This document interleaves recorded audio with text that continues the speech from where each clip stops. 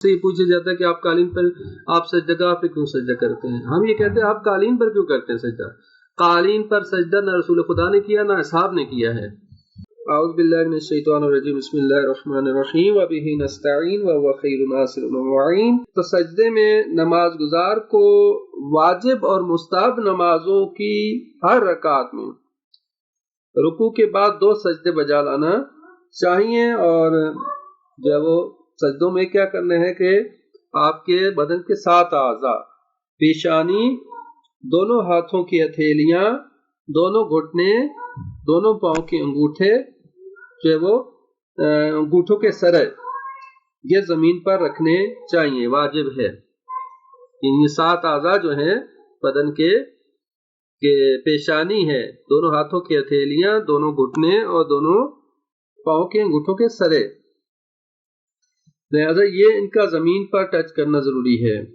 آپ جو ہے وہ انگوٹھوں کو فولڈ نہیں کر سکتے جب آپ سجدے میں ہوں، یعنی انگوٹھے کا جو سرا ہے، اور اگر انگوٹھے کے ناخن زیادہ لمبے ہوں کہ آپ کا سرا جو ہے وہ انگوٹھے کا سرا ٹچ نہیں کر رہا تب بھی صحیح نہیں ہے، لہذا اس انگوٹھے کے ناخن چھوٹے ہونے چاہیے تاکہ ٹچ کر سکے زمین سے آپ کے انگوٹھے کا سرا۔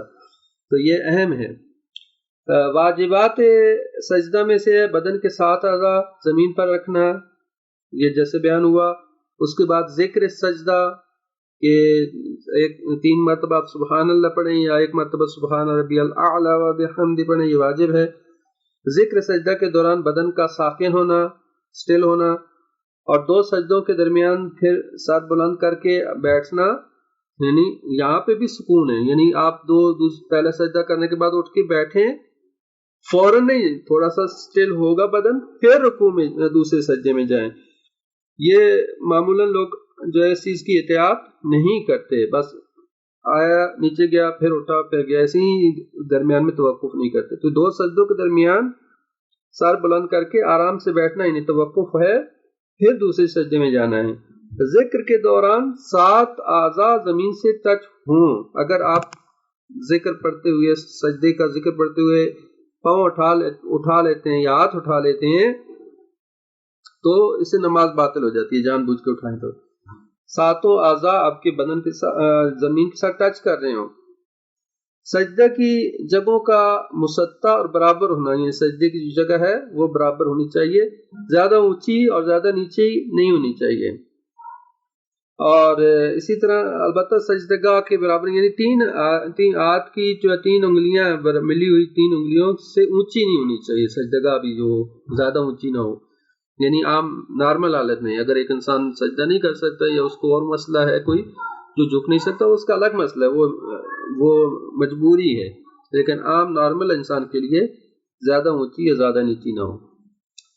اور اسی طرح سے یہ بیان کیا کہ ایسی چیز پر سجدہ کو کرنا چاہیے جس پر سجدہ کرنا جائز ہو، ٹھیک ہے۔ سجدہ کس پہ کرنا ہے؟ ایسی ہر وہ چیز جو زمین سے اگتی ہو، زمین یا زمین سے اگنے والی ہر چیز پر سجدہ کر سکتے ہیں، سوائے ان چیزوں کے کہ جنہیں کھانے اور پہننے میں استعمال کیا جاتا ہے، ان کے علاوہ آپ زمین، پتھر، ڈھیلا، خاک، مٹی یا اس سے اگنے والی چیزیں مثلا پتے ہیں، لکڑی ہے، ان سے بھی پر سجدہ کر سکتے ہیں، یا لکڑی سے مثلا کچھ بنتی ہے جیسے ٹیشو ہے، کاغذ ہے، ٹھیک ہے، ان سے بھی پر سجدہ کر سکتے ہیں۔ مگر جو چیزیں کھانے کے لیے استعمال کی جاتی ہیں یا مثلا کوئی پتے یا کوئی فروٹ وغیرہ ہیں جو کھانے کو، اس پہ سجدہ نہیں کر سکتے، یا جو پہننے میں استعمال ہوتی ہیں چیزیں، ٹھیک ہے، ان کو سجدہ نہیں کر سکتے۔ اس کے علاوہ جو ہے وہ آپ زمین اور زمین سے اگنے والی ہر چیز پر سجدہ کر سکتے ہیں، یہ فقہ جعفری کے مطابق، ٹھیک ہے۔ لہٰذا قالین پر سجدہ نہیں کر سکتے، کپڑے پر سجدہ نہیں کر سکتے۔ اہل سنت اور ہمارے درمیان یہ فرق ہے، اور ہم جو سجدگاہ رکھتے ہیں، خاک شفا رکھتے ہیں، اس کی عظمت کی وجہ سے ایک تو یہ کہ دوسرا یہ کہ قالین، ہمارے نزدیک قالین کے اوپر سجدہ درست نہیں ہے، اور کسی بھی رسول خدا کے دور میں کسی نے بھی قالین پر سجدہ نہیں کیا۔ ہم ٹھیک ہے، وہ ہمیشہ یا تو خاک پر سجدہ کرتے تھے یا یہ کہ کھجور کی بنی ہوئی چٹائیوں پر سجدہ کرتے تھے، جب اور اسی طرح سے بلکہ باقاعدہ روایات موجود ہیں کہ اصحاب جو ہے وہ پتھر چھوٹے چھوٹے پتھر اٹھا کے رکھتے تھے اور وہ گرم ہوتے تھے تو ان کو تھوڑی دیر کے لیے ہاتھ میں رکھتے تھے تاکہ نرم ہو سرد ہو جائیں اور پھر ان پر سجدہ کریں. تو اگر ہم جو ہے وہ خاک شفا پر سجدہ کر لیں تو کیا حرج ہے؟ خاک شفا کی عظمت اور بلندی کی وجہ سے کہ جس کی بہت زیادہ عظمت بیان کی گئی ہے خاک شفا کی. السلام علی الحسین،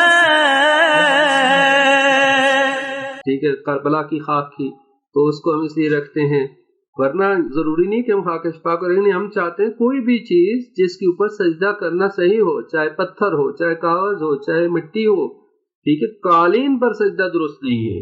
تو لہٰذا یہ کنسیپٹ جو پایا جاتا ہے شیعوں کے حوالے سے اہل سنت میں کہ یہ کیا جی اپنے سامنے یہ سجدہ کا رکھتے ہیں، جی کیا کرتے ہیں، یہ فلاں کرتے ہیں، تو یہ روشن کرنے کی ضرورت ہے، وضاحت کرنے کی ضرورت ہے کہ مسئلہ اصل میں یہ ہے کہ قالین پر سجدہ درست نہیں ہے. اور آپ جو قالین پر سجدہ کر رہے ہیں کس دلیل کی بنیاد پہ کر رہے ہیں؟ نہ رسول خدا نے کیا، نہ اصحاب نے کیا قالین پر سجدہ، اور آپ نے، تو یہ بدعت آپ کی طرف سے، ہماری طرف سے بدعت نہیں ہے. ہم تو جو ہے وہ سجدگاہ کے اوپر سجدہ کر رہے ہیں، یعنی مٹی پر سجدہ کر رہے ہیں، کیونکہ قالین موجود ہے اکثر جگہوں پہ، مسجدوں میں ہر جگہ قالین موجود ہوتی ہے، تو ہم مجبوراً ہم نے اس طرح کی جو ہے وہ سجدگاہیں بنا لی تاکہ جو ہے وہ ہمارا سجدہ ٹھیک ہو اور اس مٹی کے اوپر ہم سجدہ کر سکیں. تو سجدے کے لیے ضروری ہے کہ ہم ایسی جگہ پہ سجدہ کریں کہ جس پر سجدہ کرنا صحیح ہو، اور پیشانی رکھنے کی جگہ بھی پاک ہونی چاہیے، اور دونوں سجدوں کے درمیان موالات کی رعایت کرنا، یعنی فاصلہ نہیں ہونا چاہیے دو سجدوں کے درمیان. اور اسی طرح سے واجبات سجدہ کی